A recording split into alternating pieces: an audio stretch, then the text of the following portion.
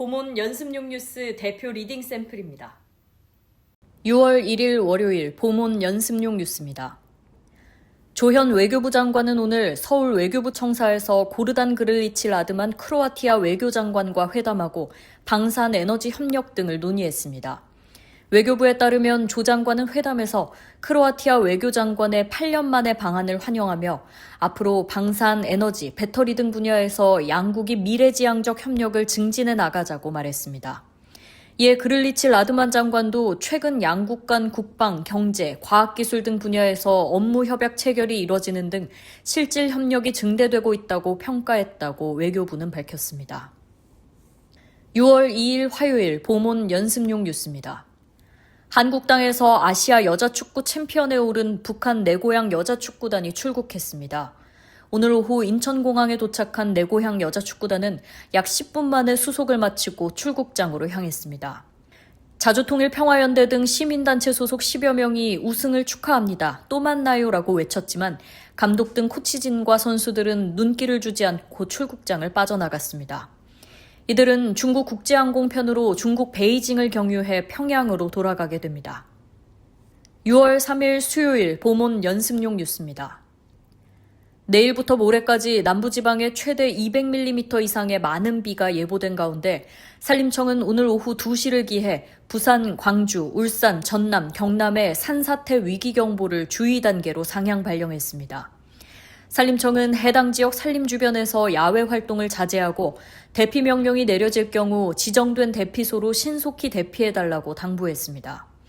산사태 위기경보 주의 단계는 산사태 발생 위험이 커 발생 가능성이 있다고 인정될 때 발령되며 관심, 주의, 경계, 심각 4단계로 구분됩니다. 6월 4일 목요일 보몬 연습용 뉴스입니다. K뷰티 인기에 힘입어 국내 화장품 무역 수지가 처음으로 100억 달러를 넘어섰습니다. 식품의약품안전처에 따르면 지난해 국내 화장품 무역 수지 흑자는 전년보다 13.5% 증가한 101억 달러로 집계됐습니다. 화장품 무역 수지가 100억 달러를 돌파한 건 처음으로 전체 무역 수지 흑자 규모 780억 달러의 12.9%를 차지했습니다. 화장품 수출액도 114억 달러로 사상 최대를 기록했습니다.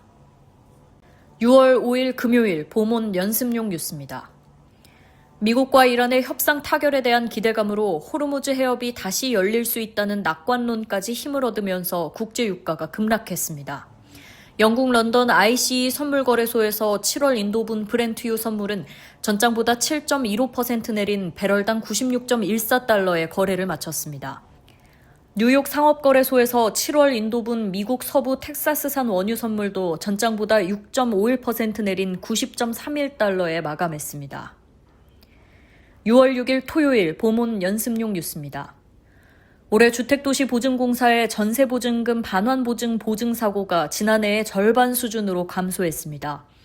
주택도시보증공사 허그는 올해 1월에서 4월까지의 전세보증금 반환보증 보증사고 규모가 2,693억 원으로 지난해 같은 기간 5,743억 원 대비 53.1% 줄었다고 밝혔습니다.